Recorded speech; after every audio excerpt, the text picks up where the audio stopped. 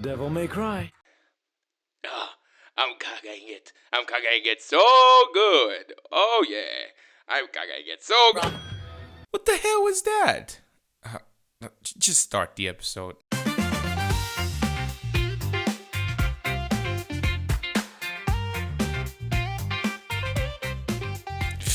Yeah, I'm sorry. I'm sorry about that. I really didn't know how to start this episode. But today we're talking about The Great Mystery. A beloved game gets an anime adaptation. The anime is doing great. The audience all love this anime. So why the fans of the game are so angry? Yes, ladies and gentlemen, today we are talking about the anime adaptation of the game that makes Lucifer cry. Oh yes, it's Devil May Cry.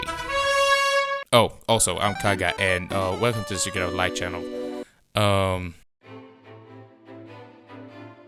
Well, Devil May Cry is a science fiction, action, fantasy, adventure, demon hunting game. Whew, that was long.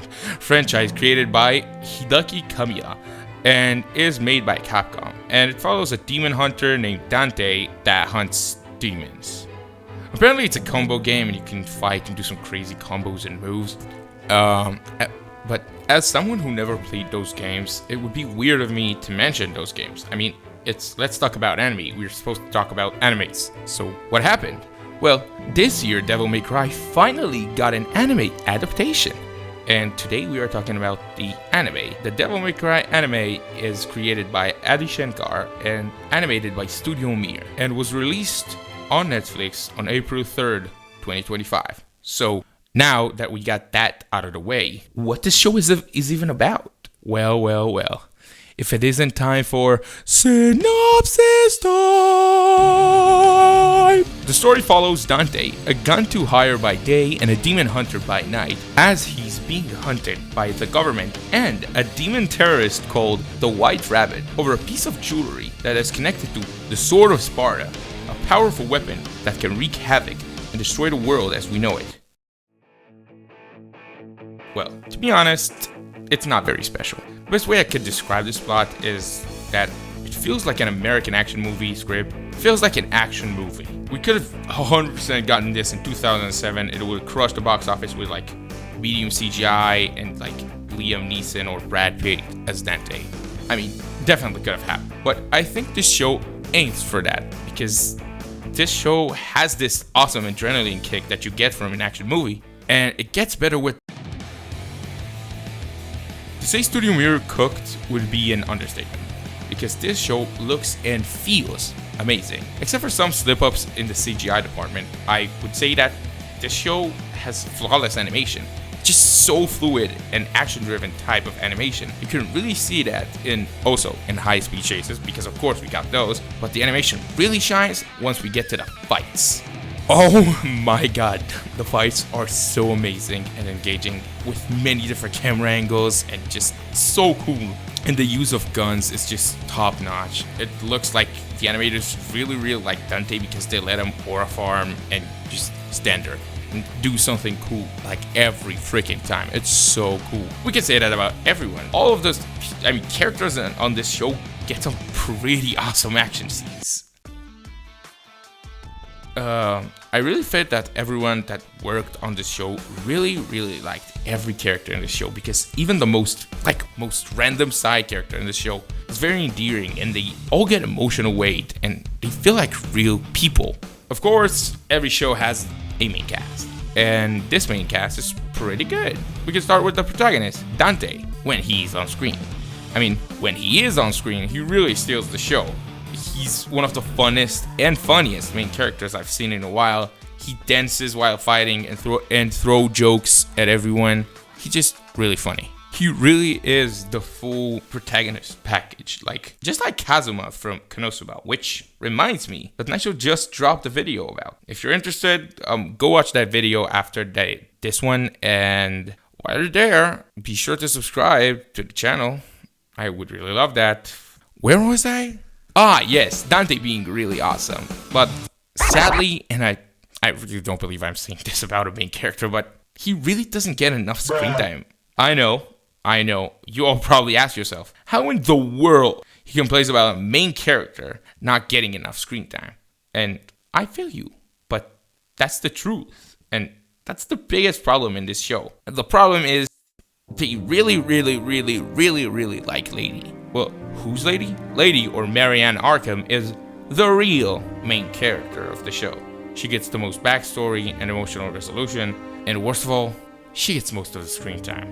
And to be honest, as the cool side character, I felt she was really shoved down our throats. She could have been a pretty good character, but sadly she is not. Let's give two honorable mentions real quick. One to the vice president.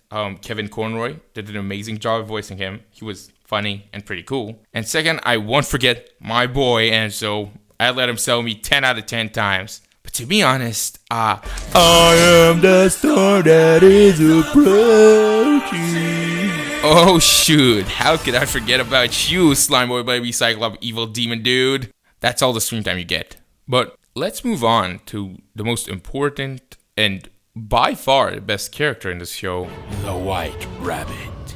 I'm 100% honest when I say that he's one of the best villains I've seen in a long time. He got a terrifying presence, and that is amplified by his voice. Only his voice actor just did an amazing job. His emotional core is also really something special. He also got one of the best backstories and presentations of backstory that I've seen in anime, like, forever.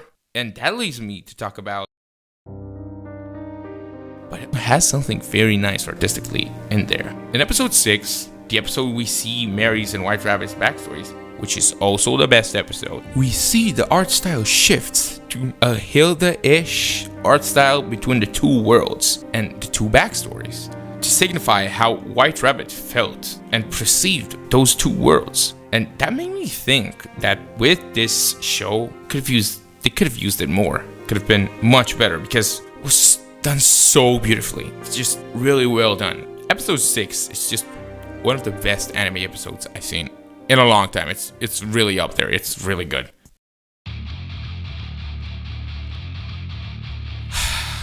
Amazing music. This anime makes use of like early 2000 metal and new metal, and I think it makes the fights and the action scenes feel like an AMV. Like, if you an older anime fan, you probably know what an AMV is, and maybe if you're new too, you know that. I don't know. I don't see a lot of those these days. Rest in peace. And I think that's really good, this AMV feeling. I really like that. The opening being Rolling by Limp Bizkit is like really iconic and fits perfectly. But my favorite musical moment gotta be that Last Resort scene. To be honest, this is one of my guilty pleasure songs, and I love it so much. So wait, after all this show sounds fantastic. Why would the original fans would be so mad? Well, in my experience, I never played any of the Devil May Cry games. What I do know about these games is the crazy amount of memes this community creates. I mean, Dante's Dancing, Blue and Red, and most of all, I like...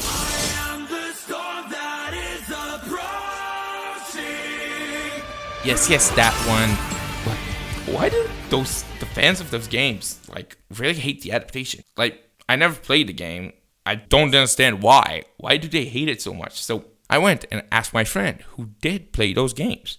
And he just told me, like,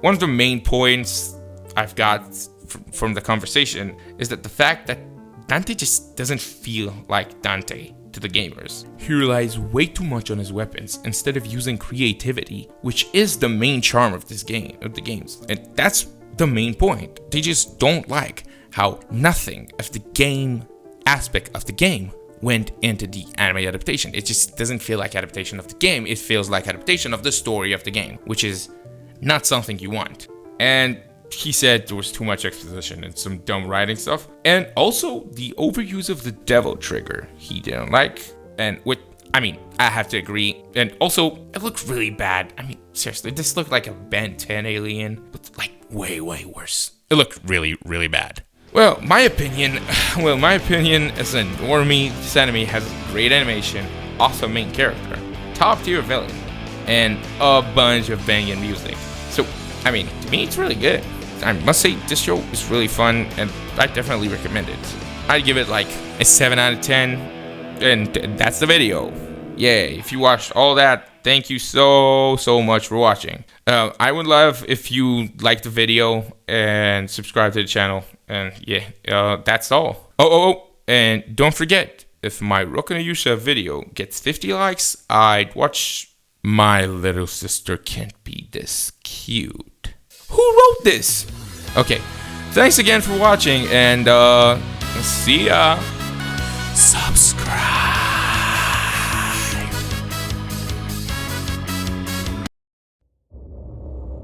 Kaga, you will serve the king.